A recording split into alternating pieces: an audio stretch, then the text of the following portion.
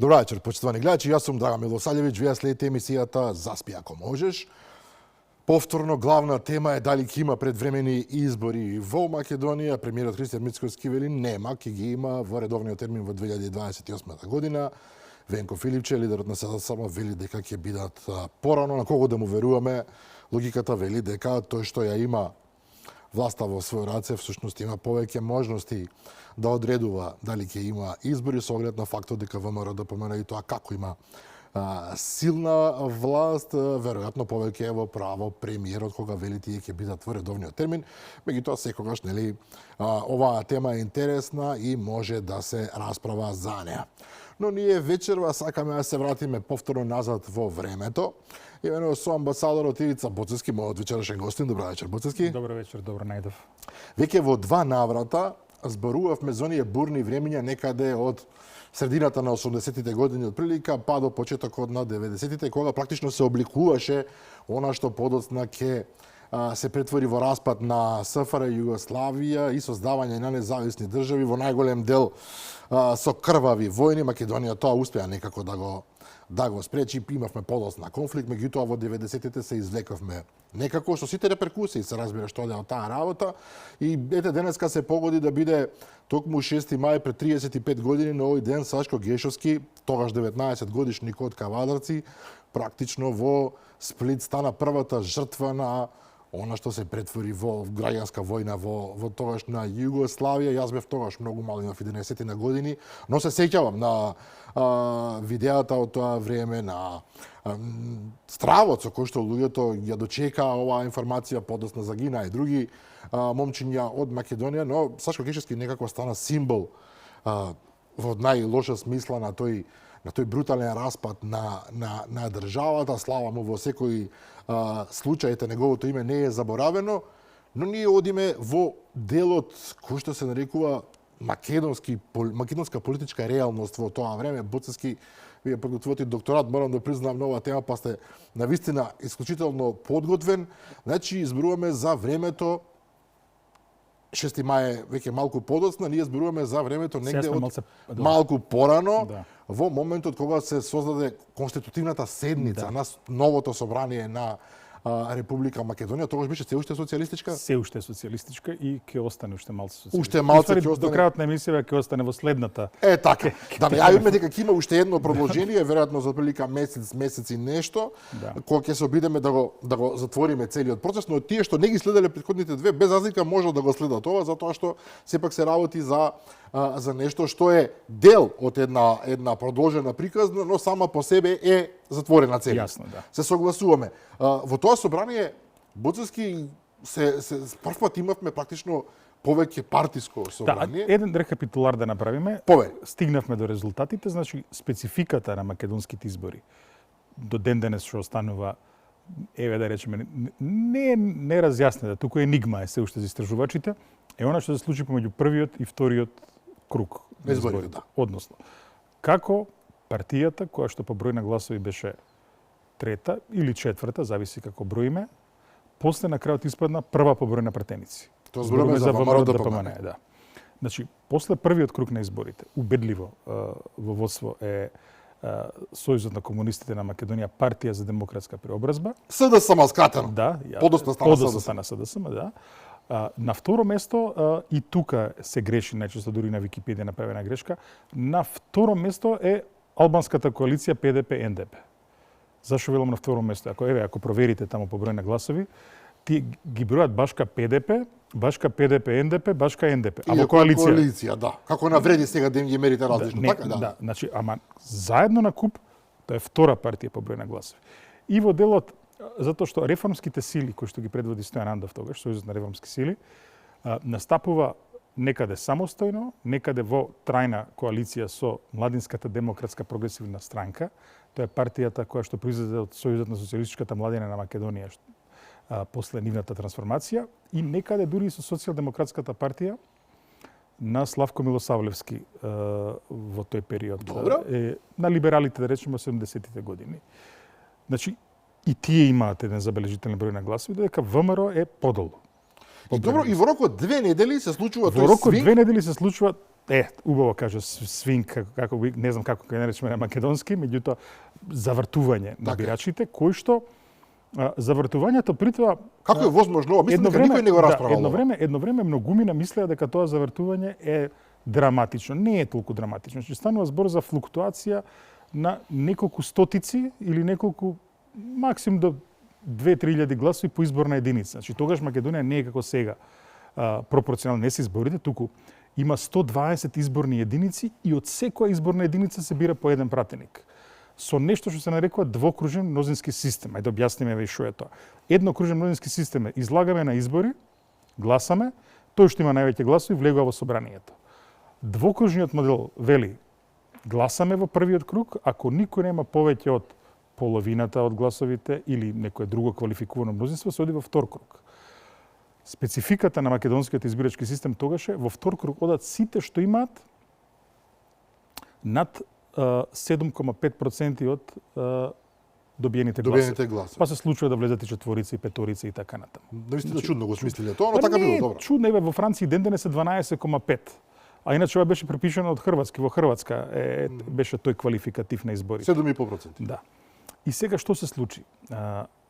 Се случи, ако гледаме анализа на бројките, СКМ-ПДП горе-долу си ги сочува гласовите на преминат од првиот кон вториот круг. Ниту добија, ниту изгуби, отприлика. Горе-долу, сега, општо збориме сега. Има некаде... Добро, нормално. Да, точно. Меѓутоа, како да контрахира до некаде, гласот на Сојузот на реформските сили и овие гласачи најверојатно се тие кои што одат кон ВМРО-ДПМН. А како го толкувате тоа? Ова е многу, во 2 недели. Ова е многу интересно. Бидејќи реформски сили и ВМРО-ДПМН во тоа време било разлика ноќ и ден. Па да, затоа што ВМРО-ДПМН е партија која што во тој момент има најтврд став во однос на југословенската криза. Тоа денеска некој да гласа, не знам, за десница, ако има уште таква некоја партија, и за 2 недели да гласа за левица. За левица, нешто такво, да. Има логика, затоа што две работи се случија од моментот на гласањето до вториот круг. Значи, првата работа е, никој не преспоставуваше дека на демократски избори моќта на гласот на албанската заедница ќе дојде до израз. Значи, во демократија нели еден човек, еден глас. Така. И се гледа какви се ситуациите. Затоа зборам. Значи, одеднашка имаме една ситуација кај што граѓаните кои што се за жал помалку невидливи во политиката. Значи, политиката сепак во Социјалистичка република Македонија, претходно Народна република Македонија и така натаму, еден домен каде што политичката елита главно е македонска. Добро. Етнички македонци зборуваме, да. И сега одеднашка се добива, се покажува силата на албанската. Се покажува силата, значи се покажува дека околу 1/6, 1/5 од собранието се албанци. Тоа не е малку, се разбира. Воопшто не е малку. И тука се создава стравка или значи, тоа го создава стравот, посебно стравот е изразен заради една напорната ситуација во цела Југославија во текот на 80-тите. Демонстрациите 81 година во Приштина. Во Приштина, така да. Потоа серијата побуни што се случуваат на Косово, судирот помеѓу Слободан Милошевиќ и неговата група со косовското раководство, Азем Власи и неговата група, штрајкот на рударите во Стари трг, промената на српскиот устав каде што се ограничува па се после укина автономијата. Значи сето тоа се прелева и овде во Македонија и одеднашка за жал она што често го се забораваше доскоро во дискусиите за демократизацијата од тој период, сите велеа дека 1989 година промените во Источна Европа, Балканот, Советскиот сојуз, се еден вид на либерална револуција. Не целосно. Многу повеќе беше националистичка револуција во сите земји. На крајот на кришата дури и германското обединување можеме низ призмата на национализмот да го гледаме и тоа се виде по паролите во Германија. Тие кога тргнаа да демонстрираат, велеа Wir sind das Volk, во превод од германски, ние сме народот. Таа парола се промени во Wir sind ein Volk. Ние сме еден народ. Така е. Подразбира, значи, тежбата за обединување, што е национализам. Ова е одлична забелешка, морам да признам, да. Значи, тој национален изблик се случи и овде. кај албанците, затоа што имаа можност првпат да покажат, еве и ние сме тука. Добро, но и кај македонците. А кај македонците беше реактивен, предизвика еден одговор. Дел од преплашениот глас се слеа кај ВМРО ДПМН, а гледаме и тоа е интересното. Значи, пази, ако сакаме да правиме една однокрвна политолошка, историска, антрополошка, треба да ги гледаме работите чисти. Апсолутно, какви што се, а не какви што би сакале да бидат. Значи, дали е можно, еве, убаво го постои прашањето, некој што гласал, да речеме, пред 2 недели за Сојузот на реформски сили, затоа што ја поддржува Југославија и Анте Марковиќ и реформите, сега гласа за ВМРО. Која што вика независна Македонија. Не вика уште, вика конфедерација. Добро. Али добро. Оди у тој правец, Да. се разбира. Можно е. Можно е. Објаснува механиката, како дошло до ова. Тоа е едно. А второ, мислам дека знаеш, луѓето постојано си прават некои пресметки. Секаде, и во политиката, и во бизнисот, и во културата, природно. И мислам дека еве да речеме тој пројугословенскиот сентимент во еден момент лавираше измеѓу тоа кој е политичарот кој што може да соочува земјата. Како Југославија, да зборам. И некои луѓе мислеа Милошевиќ, нели, иако покрај тоа што гледа српскиот национализам кој што се буди покрај него, а некои луѓе мислеа Анте Марковиќ. Анте Марковиќ кога формира неговата партија не можеше да учествува на изборите во Словенија и во Хрватска. Партијата е подоцна формирање на Козара, нели тие на годишнината. И мислам дека очекува да видат како тој ќе помине на изборите во Босна и во Македонија. Во Македонија постигна успех. Значи сепак зборуваме по број на претеници или трета по големина партија. Точно така и Стојанов стана. Но во Босна беше катастрофа. Тамо веќе работите одеа во целосно правец, пропадна, така. да. Во Босна целосно пропадна со исклучок на неколку џебови на неколку локални ликови кои што успеа да влезат во собранието. Еден од нив на пример беше Милорад Додик. Значи тој Милорад Додик е избран во Босанското собрание како кандидат на Сојузот на реформските сили на Југославија за Босна и Херцеговина. 90-та година. 90-та. Машала. Да. Уште фактор некако. А па не, види, ама се пак бегаме од ваквото. Знаеш што беше кај неговата траекторија интересно, што кога српските пратеници излегоа од Босанското собрание да го направат собранието на Република Српска Босна и Херцеговина, што стана после Република Српска, излезе и тој. И излегоа и некои други пратеници што беа во некои други опски. Значи, сакам да кажам, еве ти уште еден пример, нели? Па за него па да не зборуваме, види се од каде дојде, па беше нели антинационалистички лидер на босанските срби против така СДС и овие како се викаше овој совеѓите што Караџич. Не Караџич, тој што беше на собранието после Караџич што беше сега го зборив Кенитек, не. Меѓутоа, он беше нели антинационалистичката варијанта против националистичкиот СДС. Па еве каде стигна сега, нели? Значи, сакам да кажам, се уште, мислам дека се уште лутаме како наука, како публицистика во Македонија, во однос на објаснување на овој феномен. Една од најнерасветлените точки во македонската историја е токму таа. Што се случи меѓу првиот и вториот круг. И мислам дека тука е некаде објаснувањето. Значи, прво, ефектот кај македонците од силата на албанскиот глас, а второто е резултатите во Босна и едноставно, да речеме, бледнењето на звездата на Анте Марковиќ како можен лидер на некоја идна Југославија. Иако Анте Марковиќ сега, години наназад, за многумина, па дури не само тие што се носталгични, е најсветлата звезда од тоа време. Да. Сеќавањето на негово време е стандард тогаш кога јадевме банани за без пари, тогаш кога без... Дали било така сега веќе и да, и тогаш почнаа ние електронски уреди да се увезуваат. Но луѓето некако сега сакаат да веруваат времето на Анте Марковиќ тие пар години, месеци биле речиси Америка била Југославија што објаснуваме, значи уште немаме тука едно сериозно објаснување, ни сериозна дебата. Што се случи, што го предизвика овој глас. Меѓутоа, пак ќе речем, интересно е кога ќе се види како гласачот, кој што гласа за Сојузот на реформски сили на Југославија, за Македонија, така се викаше партијата тогаш. Да.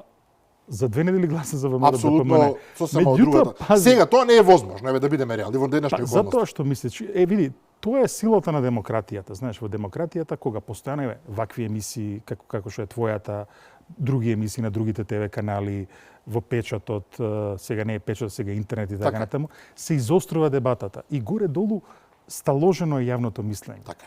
Значи, Тоа се други времења, други времења се. Меѓутоа, пази, не исклучува тоа дека може да дое до пробив. Може од нигде никаде да излезе некој кој што ќе опрочита духот на времето и да направи карамбол на сцената, да пререди како што не очекуваме дека е можно да се случи. Се случи тоа царот во Бугарија, еве сега Радев со неговото движење. Апсолутно, за неколку месеци практично. Вучич со неговата и овој со Српска напредна странка. Па и овој Маđар во Унгарија. Да. Значи, или овие, како се вика, движењето Европа сега во Црна Гора. Значи, работата е да го фатите моментот на времето. И сега, види, дојдовме тука во емисијата.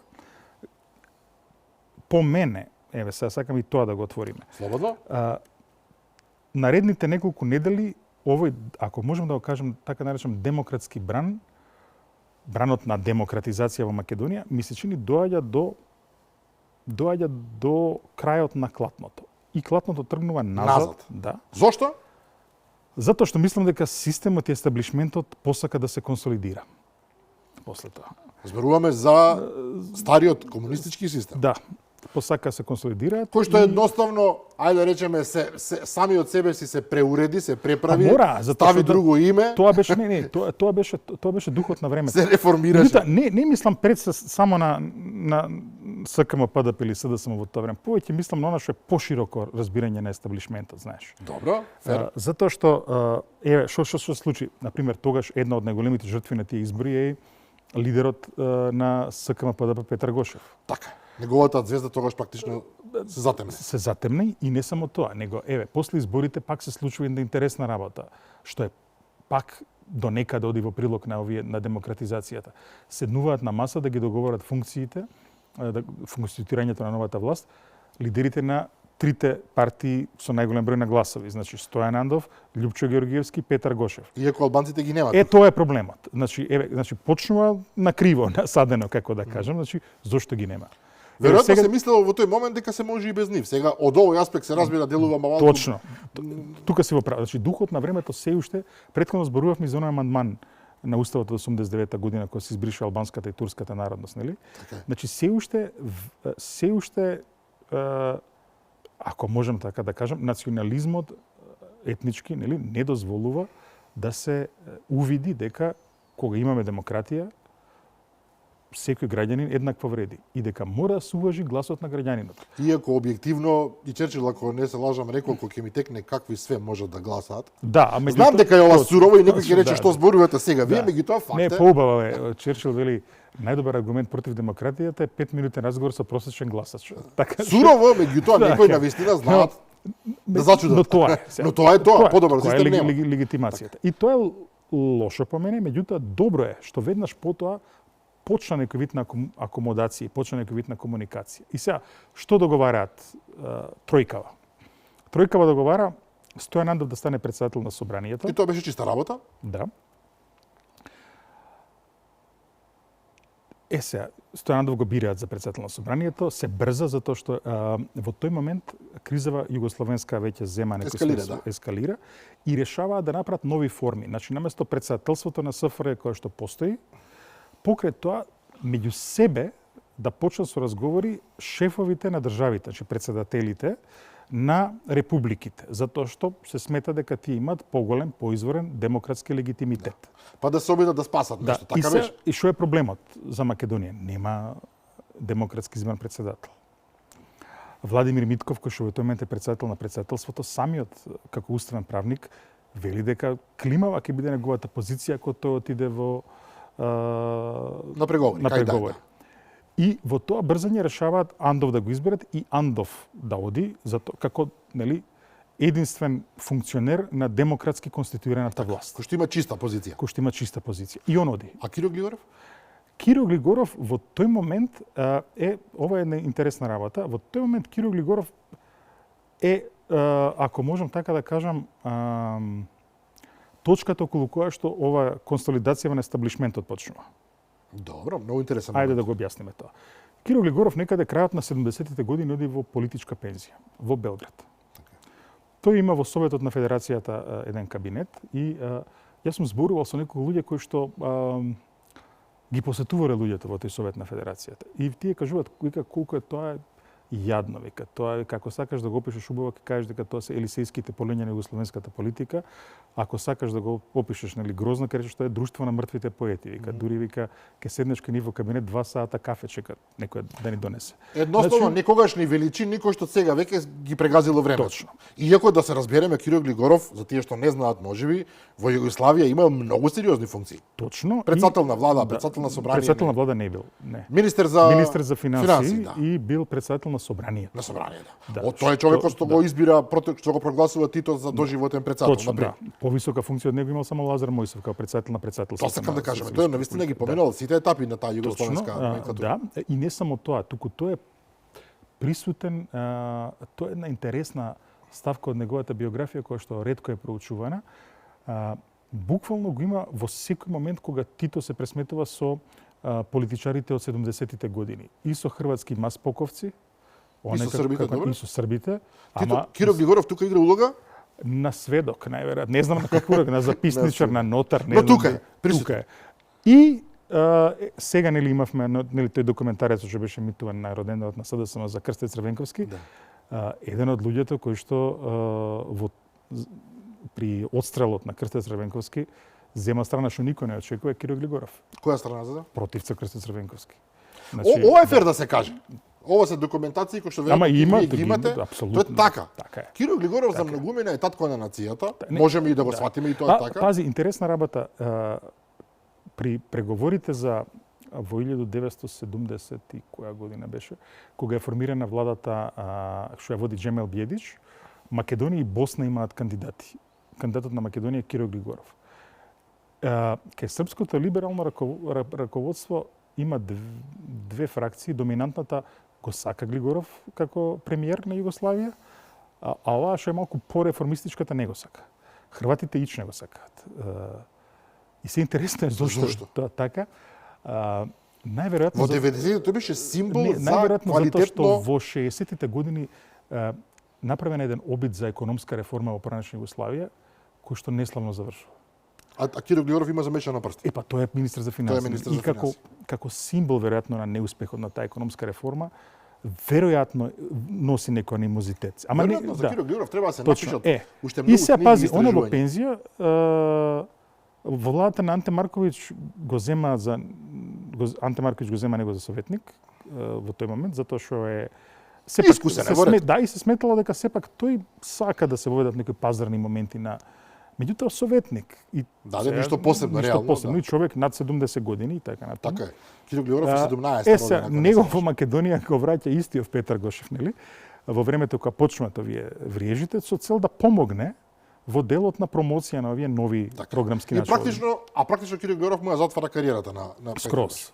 И тоа затвара, тој има своја партија, ја мислам дека да биде. Затоа се случува ова што сега ќе опишеме. Значи, првично тројкава договара премиер да даде ВМРО, председател СДСМ, СКМ ПДП, така. А председател на собрание реформистите. Од сето тоа не излегува. Чекај. Значи за председател ВМРО за премиер да даде СКМ ПДП. И за премиер нормално Гошев, а за председател ВМРО ДПМН го предлага свештеникот Михаил Гогов, кој што е попознат како архиепископот Михаил, тогаш нели дедо Михаил, митрополитот на тој прво. Што беше веројатно и прерадикално. Па беше затоа што освен Макариос, ниту еден православен владика не се сеќам дека бил во демократски услови. И сега што се случува? Тие тоа го договараат, меѓутоа предлогот пропаѓа на председателството на СКМ ПДП. И мислам дека тука е условно кажано се гледа што се случува, затоа што играта е Глигоров да стане председател, Гошев да едноставно да отпадне од сите комбинации. И маестрално е направено тоа, да не се лажа. Меѓутоа и тука не изиграле како што треба. Малце настапуваат арогантно. Го пуштаат Глигоров и мислат дека албанците ќе си гласаат за Глигоров. Нешто што и ден денеска е нивни трейдмарк, ако така можеме никој не да ги кажеме. прашал албанците. Знак на И арогација. албанците се навредени и решаваат Не го поддржувам. да не го поддржат. И што се случува? ВМРО ДПМН и албанците се 60. На првото гласање 60 се за Глигоров, 60 се против. се против или празни гласачки листчиња. Дзинго, Љубисав Иванов Дзинго, председател на Социјалистичката партија, ја води таа изборна комисија во собранието и на крајот излегува и вели, нели, многу лошо вели, како се вика, Господ, нели, да не чува сега, и што е интересно, Нема лидерот на председател. Социјалистичката партија за Господ зборува, ама ајде. Овако не е Добра председател. забелешка, Меѓутоа, после тоа успеваат Да го протнат, така? не да го протнат, сепак се прават неопходните разговори, а и ВМРО ДПМН успева да ги вратат во игра со тоа што смислуваат функција подпредседател на председател. И му ја даваат на Љупчо Георгиевски. Да, на Љупчо Кој тогаш има Георгиевски. 24-5 години. Да, и не само тоа, тоа е Што само по себе е тоа е глупост, најголема разлика меѓу председател и подпредседател. Во Гинис го има тоа. Едниот има 70 и кусур, Да, другиот е дете уште, да. Меѓутоа и тука не застануваат нештата. Зошто? Киро Глигоров веќе како избран председател заседнат одбива да прифати било кој. Прво ВМРО излага со 4 предлози за премиер. Додуше, за волја на вистината, ниту една од тие 4 имиња нема некоја посебна политичка, општествена или било каква тежина. Ајде ги Кои одбиваат. се четворицата? Еден од нив беше Лепавцов, што беше подоцна министер и така така. натаму. И меѓутоа, тој едноставно ги одбива. Не му се допаѓа. Не му се допаѓаат. Сега што се случува, што за мене е проблематично. Значи, Глигоров со неговото маневрирање предлага влада која што е предводена од Клюсев. Со Клюсев тие се познаваат по родно-крајска линија, нели, од Штипсе и двајцата. Сега, со таа група Глигоров се знае затоа што тој сепак постојано летувал, огромен дел од летото го поминал во Охрид, таму имам, нели, и куќа, и таму се среќава со една група што е поврзана со Македонската академија за науките и уметностите. Дури тие Блаже Ристовски нарече таа група македонски концепт. Ја небо и земја превртев да недам еден документ. Не постои. Не постои, така што најверојатно така си седеле си правеле муабети. Меѓутоа и тоа е битно. Така пази. бива, добро, Не, така тоа бива. е битно, затоа што така се прави социјализација, така тие ги стекнуваат Се нештата. среќавале. Да. Сега што е проблемот? И зашто мислам дека ова исто така води кон дедемократизација. Прво, ниту еден од нив не, па и самиот Глигоров не ја поминува изборната проверка. Добро, Киро Глигоров Не, би пази, било пази. наивно да се очекува дека човек што 50 години речиси бил дел од еден монопартиски систем во една година туку така ќе добие демократски капацитет, не знам каков калибар, да бидеме реални. Не, ама види. Од овој аспект можеме да зборуваме Види, директно. меѓутоа работата е што тие што биле активни политичари, еве Гошев го спомнавме, верувале. Андов го спомнавме, тие го следат тој процес и они го знаат времето, ме разбираш? Овој не го знае времето. Ај што не го знае времето? Туку првата влада ја прави со негови познаници, кои што исто така се заборавени. Апсолутно. Значи, ниту зборам, тие се сите врвни во својата област, нели? Но политички ниту еден од нив не само што не е активен, него никаде го нема. Никола Клюсев во тоа време не е у ВМРО? Ма какви? Никола Треба Клюсев се е рашити. прашај. Некој мислел дека е у Не. ВМРО од 55-та. Мислам се шегувам се разбира. Никола Клюсев на Голи оток е како сталинист. Како сталинист? Па како што се идело на Голи оток? Па добро, сега ќе пронајдете дека се одело за ајде да не за Значи сите што биле на Голи оток биле таму како сталинисти. Значи Клюсев исто така бил комунист, кој што кога е расцепо Тито Сталин се определил за Сталин, бил на Голи оток, потоа е вратен, рехабилитиран, на економскиот факултет нели станува професор и така натаму, меѓутоа комунист е. Се што е работата? Пак станува збор за затворена група на поранешни политичари, поранешни функционери. Кој што на Киро Глигоров му биле луѓе од доверба, тоа е тоа. Да, и кој што сепак види, затоа што ни времето не го чита духот на времето. Значи се ствара една наместо демократијата да донесе демократска влада со луѓе кои што ја живеат демократијата, со луѓе кои што го знаат времето, се носи и председател и влада од завчера. Ме разбираш? Значи Во прогресивна ајде да видиме. ситуација ретрограден процес. Така е. Малку чудно, Да, во времето на пример кога го имате ваму Лех Валенса, Така. Бронислав Геремек, значи го збориме за големи имиња, знаеш. Ваму е Милан Кучан. Милан Кучан е лидер на словенечките комунисти, станува председател на општи избори. Не разбираш што зборам. А дури и Слободан Милошевиќ пак е политичар, знаеш. Но тогаш дојде звездата на Бранко Црвенковски на израз. Бранко Црвенковски, Бранко Црвенковски е невиден политички талент, тоа сите ќе ви кажат. И проблемот ми се чини Друг ќе каже клевече и лаже. Да, проблемот ми се чини што прерано доаѓа. Значи Премлад. Премлад. Веројатно и не му требало, таа генерација, што сега кажам, Андов, Глигоров, Ханџиски, да го ставиме во таа генерација. Значи, таа генерација имаше добри 10 години политички сок, работа во нив. А овие потоа треба да презентат, не веднаш, не сваќаш. Тоа подразбира политичка зрелост, животна зрелост, значи, ние добиваме во тоа време политички мастодонти од една страна, од друга страна деца. Затоа што таа средната, средната клучната најтворечката генерација е исклучена од политиката целосно. Свесно мислиш дека е тоа? Мислите, се извинувам. Може на ти да ми се обраќаш, не е проблем. Мислам да, затоа што пази, премногу опасни би. Затоа не само тоа, него види, малце тука пак ќе се вратиме на Глигоров. Значи, сега правиме деконструкција на митот, значи апсолутно за себе има многу позитивни работи што ги кажеме. Меѓутоа, за разлика дури од некои други ликови од поранешна Југославија. Да го земеме Туџман и Милошевиќ. Сите функционери југословенски номинирани од Хрватска во дипломатијата, во војската, во сојузна удба, во другите институции и така натаму. Сите беа кооптирани кога дојде Туџман, кога градеше независна република Хрватска. Дури не само тоа дури има има чудни приказни кои ги читаш, на пример има една ситуација полковници, нели, големи фаци и така натаму. На JNA, кои што под Велјко Кадиевиќ се обидува да направат притисок врз раководствата на Словенија, на Хрватска, на Македонија. Да ги исплашат, добро? Да ги исплашат, нели, војни удари ке прави, може да збориме таквите. Значи, првата половина 91 година тие се таму. Хрвати, пола генералштаб се Хрвати, од 16 души 8 се Хрвати тогаш, знаеш. Добро. Истиве тие луѓе само пола година подоцна се под униформа на Хрватска войска. Ама што кажува тоа? Значи тоа кажува дека каков е државотворниот капацитет на Фрањо Туџман. Тука сме. Каде е Лазар? Со сите негови гадости, да се разбереме. Лазар Мојсов. Лазар Мојсов тоа председателство, да, исчезна. Мене таа работа никогаш не ми стана јасно зашто таков човек на толку моќна позиција едноставно го брижа. Праша го Петар Гошев во таа влада што тој требал да предложи министер за надворешни работи Лазар Мојсов запиша.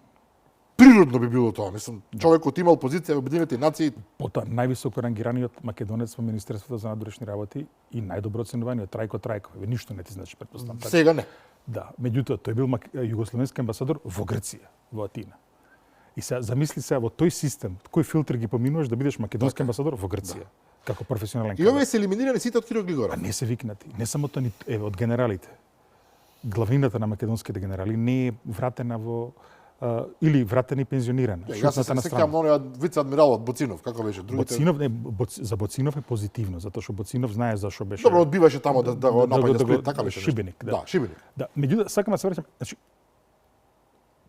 тука се, значи некој нешто. Но што правиме ако дел од тие луѓе па и не искале да се вратат Боцински? А добро, тие што има и тоа. Некои седеле во сојузната дипломатија до 93-4. Не може, се знае, април 92 беше датумот. Од кај се оние прикази тогаш дека некои од нив останувале дури во 94-5 се враќале? Не, април 92, кој не се врати, толку беше. И види, остана и хрвати и словенци, само да знаеш. Но сега ова е чудно. Ова е многу важно чудно. Тоа сакам да кажам, значи, проблемот ми се чини беше тој, што од една страна, значи, повратниот удар на естаблишментот беше тука. И естаблишментот се почувствува загрозен, затоа што пази, ВМРО ДПМН ви е непозната равенка. Да. Кој се сега? Што сакаат овие луѓе, така е, да. ПДП ви е непозната равенка. И сега одеднашка секој систем сака да се брани, така. Секоја елита сака да се брани. И фино лепо... Така што елитата конвергираше околу Глигоров, да, во тој момент. Како најискусен, како најстабилен. Дури во еден момент се ова из интервјуа го имам покажано, во еден момент доаѓаме СКМ ПДП фактички се само укинува и Социјалдемократскиот сојуз се создава на 20 април 1991 година, во тој период сме. Во некоја смисла тие се опозиција до изборот на новата влада. Затоа што Глигоров игра со Клјусев. Клюсев е... Глигоров подоцна, имајќи предвид сепак, знаеш, онака ќе се определи за сепак за своите, како да кажем, ако можеме така да кажеме. Меѓутоа, владата на Клюсев е сечија и ничија, и тоа е проблемот. Значи, вие кога ќе направите демократија, мора да направите коалициона влада.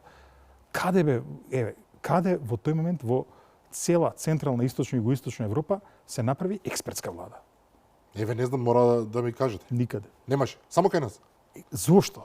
Значи, иако имавме регуларни избори со регуларни, и можеше да се создаде. Не само тоа, во таа влада имате министри кои што изгубиле на изборите. Добро, затоа што изгубиле, не четврто, пето место. Глигоров успеа да го превесла тогашното ВМРО. И успеа. Ама успеа, не беа искусни, знаеш. Не беа искусни, ги фати на... И сега како да кажеме сега. И точно и тоа, знаеш, кога ќе дојде некој ново политичко движење, време треба доека да се искристализира, доека дојде во позиција да може да превземе власт. И тие тогаш се уште лутаа со... Се лута. Дури некаде... Ако бидеме реални, можеби и беа преголема опасност во тоа. Беа. Може да дојде до... Нивното трезнување почна некаде после изборите 94 година. Кога видоа дека со таа платформа се плафон. Они 140.000 гласови земаа 94 година, за малце ќе ги претркаше Демократската партија на Гошев. Ќе ги претркаше, скоро сигурно. И тогаш тие решија да се прагматизираат и да се отворат како политичка партија, да се реформираат со тој Кичевскиот конгрес, нели? Тоа е друга тема. Тоа е друга тема. Добро, и во оваа влада што се создава. Значи да се вратиме се. Значи во оваа влада што се создава, како што таа е една влада, чудна влада, чуден амалгам. Интересно е што со изборот на таа влада почнува на некој начин акомодација со албанците, затоа што и покрај тоа што Бекир Жута или Илија Сабрију, нели, како министри, заменици министри, се од поранешниот режим, тие се доволно паметни, гледаат каде дува ветрот, нели, и се приклучуваат кон ПДП. А ПДП едва чека такво нешто, затоа што на тој начин нели добиваат много во власта. И во првањето. Сепак беше доволно флексибилен. Не, ова е Клюсев. Ова е Клюсев, меѓутоа и јас малку одам напред со времето, беше флексибилен и тоа го подоцна многу повеќе. Нешто што ВМРО на Лјупчо Георгиевски не беше подготвено да го направи. Не само тоа, туку тоа е за друга емисија, ќе доеме како биле преговорите кога се формира политичката влада 92 година, кога има што бара ПДП, што одбива ВМРО ДПМН и како испуштиле шансата да направат влада. Меѓутоа, пак ќе кажам, значи проблемот е што во тој момент значи едноставно како да се поништени изборите. Значи народов гласал, сега нема врска таа работа. Вие ако сте сметале дека тоа не е во ред, требало да го распуштите собранието, пак да има избори. Ништо чудно да имало резултат што ќе одразил таа реалност. Зборуваме, гледаш истиот гласач, кој знае кај ќе отишол во тој период.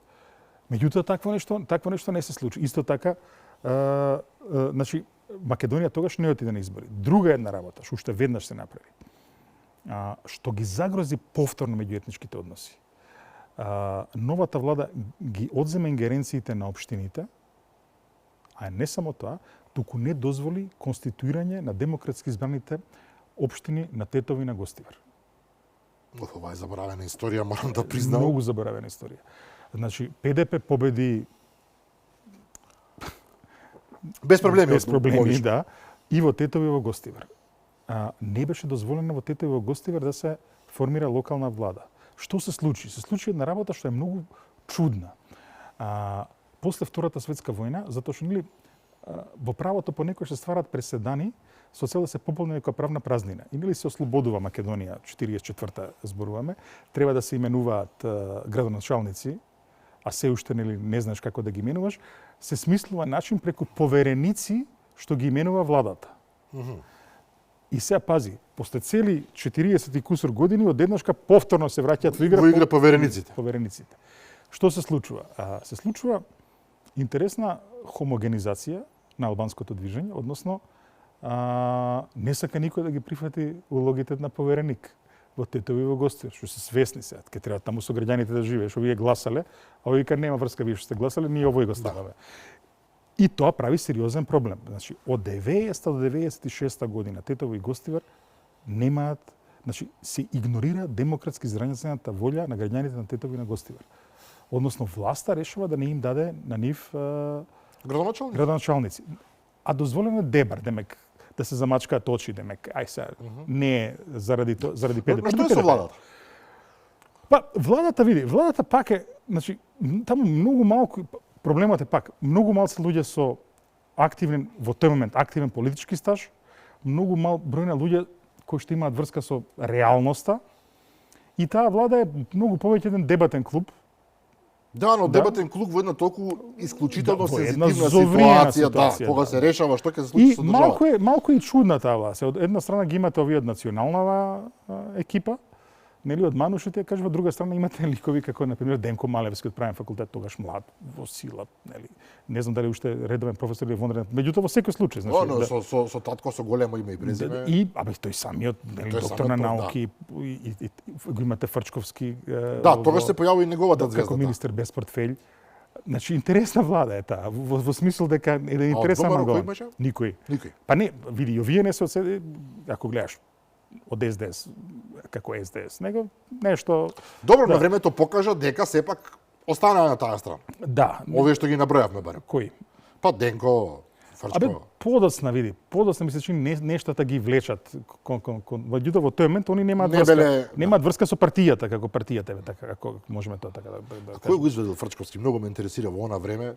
Кај го пронајдоа него дека е навистина он заслужен да биде министер, макар и без Па, портфел. види, Македонија е таква, многу брзо се, значи Или доволно било да Не, си професор и види, асистент направи? Тој е професор и асистент направи, меѓутоа пази се за разлика од другиве, во тој момент ми се чини тој не зборуваше добро англиски.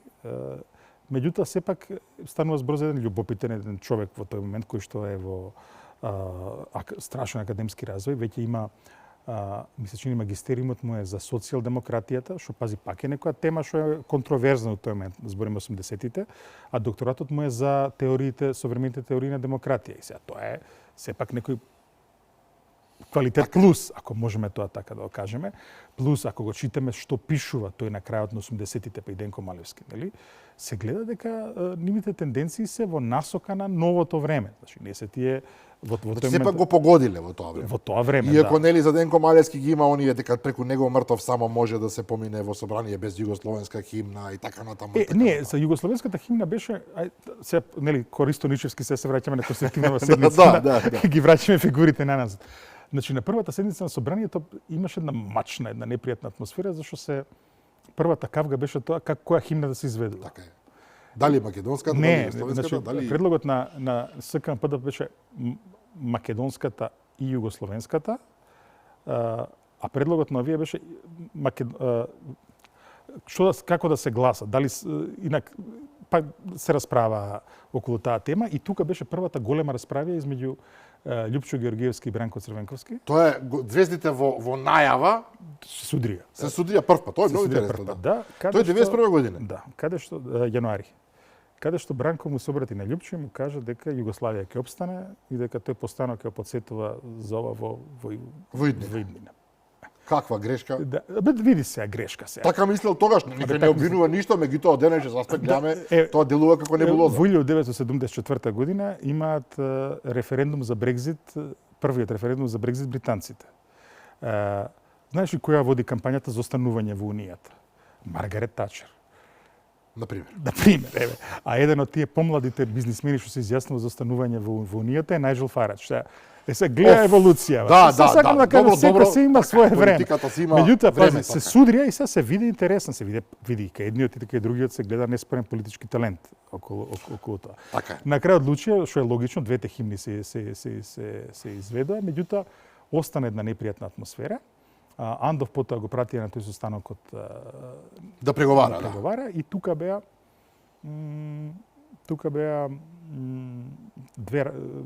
после ќе дојме до тоа. Меѓутоа, Андов вели дека на тие преговори, Андов вели во неговата книга, друг извор немаме. Добро. Дека наводно Милошевиќ го фатил под рака и му рекол Стојане, зашто тие се знаеле од времето. Тој беше амбасадор на Југославија во Ирак, ако не се лажам, да. Не, Андов беше министер во владата на Джемел Бједич. Да, но беше амбасадор во кај Садам Хусеин. Милошевиќ го знае затоа што дека овој бил министер, Андов раководел дел од тие економските сектори во владата. Овој беше нели во Беобанка претходно. Добри, што му рекол? Може ли вика ти да се сигураш вика да го тргнеш вика тој Петар Гошев од таму. Овој рекол како бе ја вика јас сум трета поголемина партија како ја тоа ќе го направам. Наводно му рекол Киро Глигоров, ама нема гајле, сега и онака ќе дое Киро таму и ќе ги среди сите работи. Дали така значи, било? Освен оваа референца, немаме друга референција. За жалтите тие луѓе се покојни и нема тука веќе кој да потврди. Иако Владо Поповски пред некој време изгледа со една интересна колумна кај што тврдеше дека наводно Глигоров имал улога во спречувањето на раскинот на сите врски меѓу Србија и Македонија. Сега, боже мој, он беше еден од луѓето од најголема доверба. Веројатно во некои архиви стои нешто Не, негде. нешто, меѓутоа, види, не верувам. Знаеш, еве, ја ќе ти кажам, кој е мојот став. Нема логика Киро Глигоров да ја вади Македонија од Југославија, за потоа Да ја враќа. да враќа со Србија. Мислам, некако не ми е логично тоа. Меѓутоа, дека тука има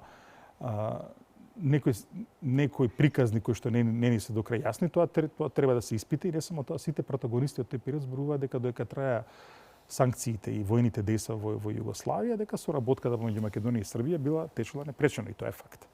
Така. Но Полека доаѓаме до крајот на емисијата, мораме да се забрзаме малку. Само што се Знам дека се загреавме, меѓутоа времето тече. Да.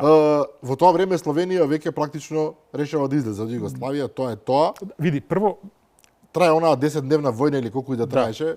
Не, прво, види, што заборавме, претходно во декември Србија прави упад во монетарниот систем на СФРЈ, односно без дозвола од Народната банка на Југославија штампаат динари во вредност од 1,4 милијарди долари. Што е страшна сума. И со тоа фактички вие го разорувате единствениот пазар. Така е, во исто Напараш време Југославија. покојниот Марјановиќ збореше, ако не се лажам, дека словенците па доаѓале Исто и тоа е точно. во Македонија и со авиони ги земале девизи. Она што го знаеме дека А ни давале безвредни динари. Да, македонската влада во тој период заседава дали и они да го направат тоа и на тоа останува. Па многу вака ми е ова, На како тоа да кажам, останува, символично заседаваме, расправаме и ништо. И ништо. Па направи нешто сега, боже мој. Сега, во меѓувреме што викаш се разгоруваат работиве, пази се, во меѓувреме што пропуштаме. 9 март во Србија. Големите протести. Една работа која што покани го во емисија Васил Тупурковски до ден денес не го објасни, не го Јас глас. би сакал да ако може да го упатам, се надевам дека во добро здравје ќе го начекам, знам дека кога го видов неколку пати не беше сосема во ред, но ќе видиме. Неговиот глас беше пресуден да излезат тенковите на улица на Белград, да го спасат Милошевиќ. 9 март 91 година, значи Критичен момент. критичен момент. Исто така забораваме дека укината е на Косово автономијата, па на улица ќе се сретнат пред собранието ќе се сретнат косовските претеници албанци ќе ја прогласат Република Косово. Тоа беше А Киро Глигоров и Изетбеговиќ тргаат на една турнеја. И тука исто еве која веќе деконструкција, значи на тоа ја посветивме емисијата.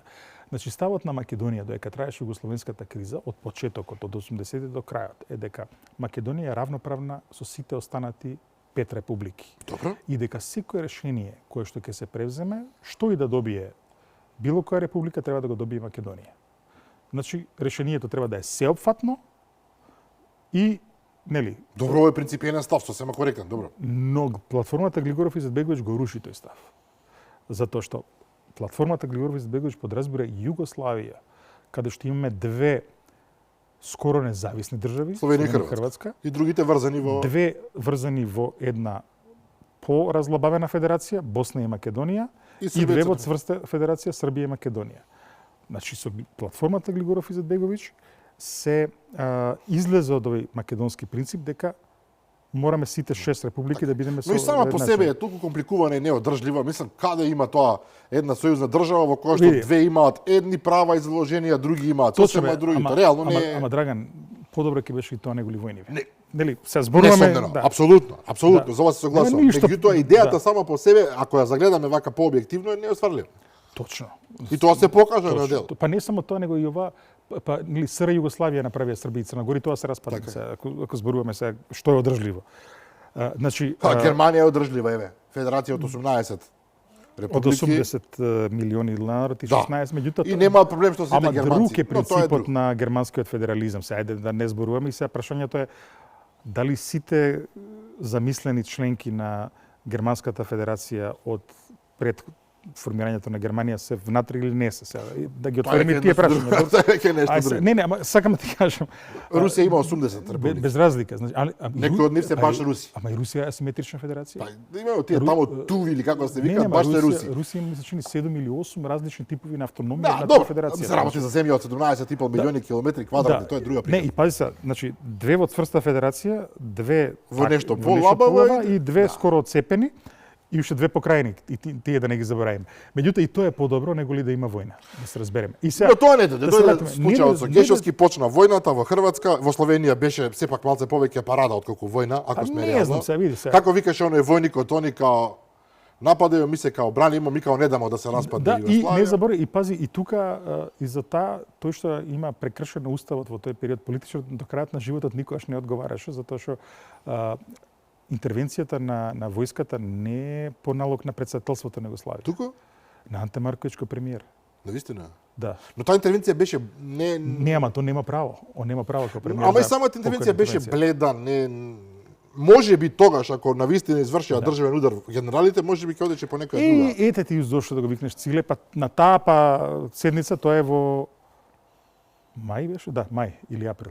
Мај или април 91 година кога ќе ги свикаат во врховната команда. Ке се обидеме. Не, и тогаш он гласа против. Знаеш дека 4 гласа се за, Така, водено со и неговиот 4 се против. одлучувачки. Меѓутоа, види, ја мислам дека одлуката, ако гледаш од аспект на заштита на уставниот поредок на Марковиќ, е правилна, ако гледаш од тој аспект. Значи, он вели да се обезбедат граничните премини, границата и така натаму. Меѓутоа, нешто се случи. Што се случи, не знам. Некој претпоставува дека наводно доаѓа до формален или неформален договор, или преќутен договор, меѓу словенечкото и српското раководство. Да си одат словенците, едноставно. Да, одете вие, Со ние со другите ќе се а со другите ќе видиме, ќе се снајдеме. Така што И Македонија влегува практично во оваа цела приказ, нема да го заокружиме ова, тотално несигурно, со една експертска влада, со Киро Глигоров, кој што го објаснив се тоа многу убаво, практично околу себе ги држи луѓе кои што може би ги прегазило времето, ваше мислење, меѓутоа него секако му одговарале затоа што за него биле стабилни столбови на кој тој ќе одржува власта и човекот кој што му него лично очигледно му пречел, Петар Гошев, е тргнат на страна, а излегува новата звезда на Бранко Црвенковски. И види, и освен Андов, целата таа средна генерација нема. Практично ја нема. Од средна генерација. Стојан Андов знаеше да одигра својата улога перфектно, ако бидеме реални. И сега, пази, значи Македонија, мисля, че ни предолго инсистира на платформата Глигоров Изетбеговиќ, која што предразбира и сојузно суверени држави на Југославија, што подоцна беше во референдумот. Во меѓувреме, веќе во декември плебисцитот во Словенија е завршен. Заврши и хрватскиот референдум со најчудното прашање на свет, почна дури од нашето. Добро, заборавиле? Па сме заборавиле. Беше, дали сте за самостојна независна Република Хрватска, во која што ќе бидат гарантирани сите права на србите, како и на останатите, со право да стапи во сојузно суверени држави на Југославија по предлогот на Словенија и Хрватска за решавање на југословенското прашање. На ова прашање хрватите одговараа со да, не. И ја прогласија Хрватска. Вау! Ова сме го заборавиле, ова е добро да се подсетиме. Не, чисто, значи, по перспектива мораме да ги ставиме работите. А во тој момент во Хрватска се случи една работа која што во Македонија се случи 89-та година. Значи Хрватското собрание при изготвувањето на новиот устав ги укина стекнатите права на не на малцинството, во тој момент беше на народ, српскиот народ во Хрватска, затоа што уставната дефиниција во Македонија беше дека Социјалистичка република Македонија е држава на македонскиот народ, како и на албанската и турската народност во неа, додека Социјалистичка република Хрватска беше држава на хрватскиот народ, како и на српскиот народ во Хрватска и така натаму. И сакам да кажам дека пази, против овие промени не гласаат само ова е многу интересно. Сега палци ќе избегаме. Србите во Хрватска во тој момент не гласаат за СДС на Рашковиќ. Они добиваат само 5 пратеници и тоа во најнесостанатите региони на Хрватска. Онаму кај што се сконцентрирани србите главно гласаат за Сојузот на комунистите на Хрватска, странката на демократски промени, што сега стае Социјалдемократска партија на Хрватска.